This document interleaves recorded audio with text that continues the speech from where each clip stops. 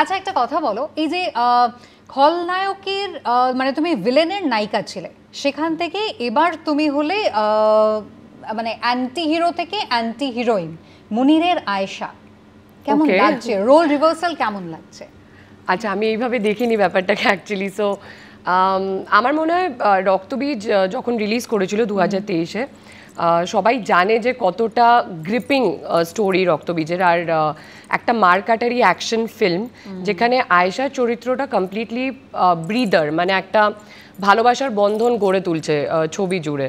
তো I think Ayesha যখনই স্ক্রিনে আসে সবার ভালো লাগে, সবাই একটা ভালো মেয়েকে নিয়েই বেরোবে আর কি স্মৃতিতে। সো অ্যান্টাগনিস্টের হিরোইন হিসেবে আমি তো চেষ্টা করেছি তাকে ভালো মানুষ করার, এবার সে যদি না হয় বা সেটা তার choice, but Ayesha has tried her best.